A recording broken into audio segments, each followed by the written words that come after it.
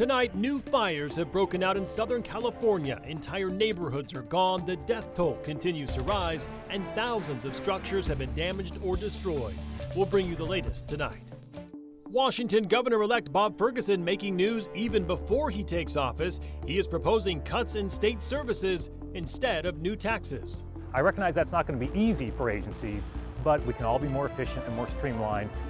We have more snow on the way tomorrow and then a chance of seeing some sunshine as we head into the weekend. KREM 2 News 10 at 10 begins now with Mark Henrahan and Jeremy Legoo. Good evening and thank you for joining us for KREM 2 News 10 at 10, where we give you more news in less time. Let's get started. We begin tonight with a developing story out of North Spokane. One person is in the hospital, another detained after a shooting near Wellesley and Hawthorne. It happened just north of the Garland district. Spokane police believe the suspect and the victim were roommates. Police say the victim was taken to the hospital with non-life-threatening injuries. Police are also asking that you avoid the area tonight because they say there is no threat to the public. New tonight, State Route 28 is closed between Ephrata and Soap Lake due to a deadly crash just south of Lakeview. That's according to the Grant County Sheriff's Office. Deputies say that stretch of road will be closed for several hours, and they are asking drivers to take alternate routes tonight. Tonight, the family of a man who Spokane police shot and killed inside his Garland District apartment is seeking justice. His family now retaining a lawyer for a potential lawsuit. KREM 2's Connor McAvoy spoke to neighbors and the attorney representing the man's family.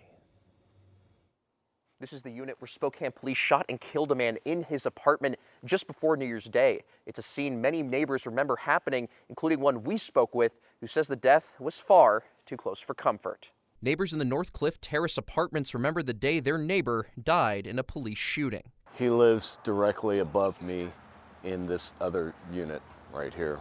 Anmore Peace recalls the day Spokane police shot and killed his upstairs neighbor, Joshua Musselman. I was in my living room area when the shots rang out. Spokane police responded to the complex on December 29th for a reported shooting. Initial reports say a man was shooting rounds out of his apartment. Chief Kevin Hall believes up to 4 officers fired their weapons, killing Musselman. Every day now I walk out and I see the aftermath of police bullets. Peace, who also serves on the Spokane City Human Rights Commission, believes the tragedy could have been avoided had a behavioral health unit been on scene. They're a team that really has empathy and understanding of these kind of situations. And I've never seen that team have to use force. Musselman's sister retained attorney Rondi Thorpe for potential legal action against SPD. Thorpe says the family wants to pursue a wrongful death lawsuit her office is currently investigating, but says it's too soon to say if a claim will be filed. Thorpe says Musselman was a mentally ill man who needed resources he never had the chance to get. My heart goes out to the Musselman family. As Peace processes the loss of his neighbor, he hopes efforts by the family could lead to change. We're still waiting for SPD to release the names of the officers who shot at Musselman. We'll provide that information as it becomes available. In Spokane, Connor McAvoy, KREM 2 News. All right, switching gears to talk weather. A light band of snow is set to move into the region tomorrow morning, but will it play out with the morning commute? For the answer, let's get straight to Chief Meteorologist Jeremy Legoo. He has more on the timing of the snow. Jeremy. Yeah, I think we dodged this one for the morning commute, but we do wind up seeing a little bit of snow pile up by the middle of the day. Clouds are starting to break and temperatures will eventually start to drop here. That is going to play a role in that incoming round of snow. Temperatures pretty much down below freezing across the entire region. That will play a huge role in what we see, especially out in central Washington. I'd like you to keep an eye on central Washington as we put this in motion. Early tomorrow morning, there's likely going to be a round of a little bit of freezing mix. I think right in the heart of the state is where we see it. For us, 10 o'clock hours when the snow starts, continues through about 1 in the afternoon here in Spokane, and then it's on and off showers throughout the day. But really, you cross state lines, you're in the snow much, much longer. And for that reason, I think your snowfall totals are much higher over in Post Falls or Coeur d'Alene. We wake up dry, but snow showers start after the morning commute. 33 degrees tomorrow, 34 on Saturday with a mix of clouds and sun. Clouds take over again on Sunday.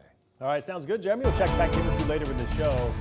Turning now to those deadly wildfires that continue to burn out of control in Los Angeles County. And tonight we are starting to get a better scope of all the damage. Take a look at this. Block after block burned to the ground following the Palisades fire, leaving an apocalyptic scene. At least 7 people have died so far, and more than 9,000 structures are estimated to have been destroyed. Meantime, more than 100,000 people remain under evacuation orders tonight, while others are left with nothing. We had everything, like the sentimental things. Like my mom passed away. I had only a few things of hers left. I had the opportunity to fly this fire this morning, and the level of devastation is staggering. President Joe Biden announced today that the federal government will cover 100% of disaster assistance costs to California for the next 6 months.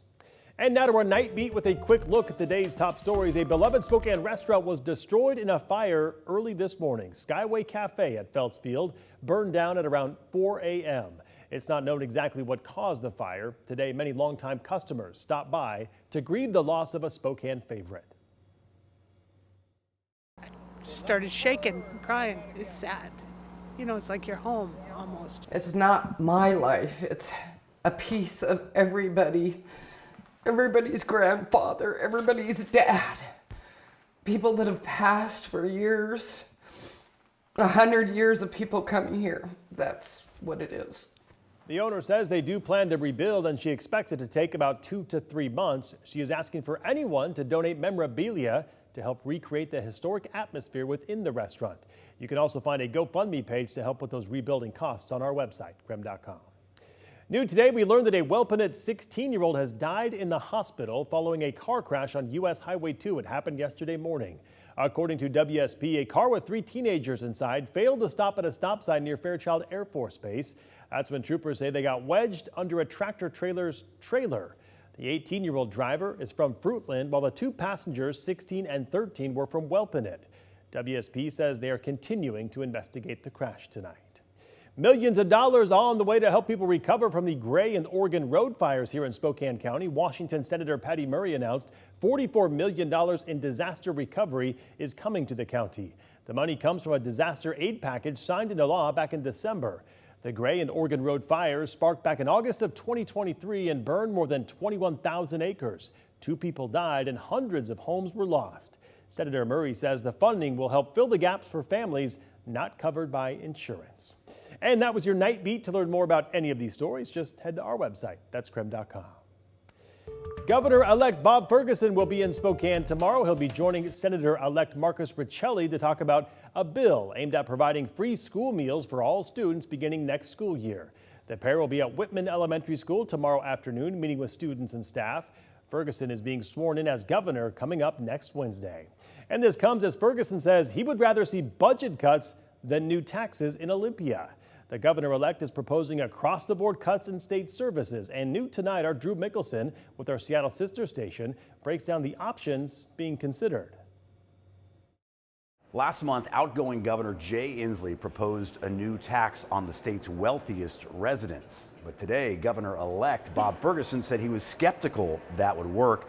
Instead, he wants state agencies to first look at areas that could be cut. Email 3702, she's right. Washington state agencies handle everything from fish hatcheries to prisons and parks, providing services of all kinds and jobs to thousands of state workers. Budget priorities. Incoming Governor-elect Bob Ferguson wants to find savings in those services. To help fill a potential $12 billion budget gap over the next 4 years, Ferguson is asking state agency heads to come up with cuts of 6%, 3% for higher education institutions. The only exceptions, K-12 and public safety programs and agencies. Ferguson says new taxes need to be the last resort.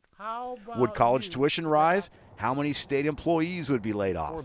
Ferguson says he doesn't know yet.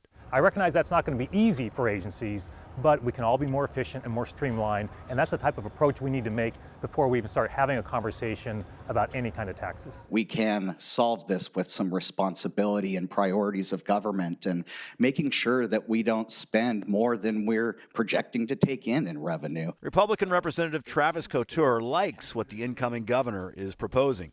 But Democrats in the House and Senate say for the state to continue to serve its residents, fully fund education, provide clear culverts for salmon, and build and maintain roads, taxes may be inevitable this year. We will have to do those hard looks at the budget and be values-based as we do that and priorities-based. But in the end, it is very hard for me to imagine that we won't end up needing to look at some sorts of revenue. Democratic Representative Jake Fye said he may propose a gas tax increase to help pay for some of the state's road projects. A new Cascade PBS Elway poll released today suggested that 2/3 of Washington voters would prefer budget cuts to tax increases to balance the budget. In Olympia, Drew Mickelson, King 5 News. And that was your KREM 2 News 10 at 10, where you get more news in less time. But don't go to bed yet. A bald eagle shot near Sandpoint. Learn why Fish and Game needs your help tonight. Don't let its legacy die. Don't let this nation die. Plus, former President Jimmy Carter laid to rest today, how he's being remembered tonight. We're back in just 90 seconds.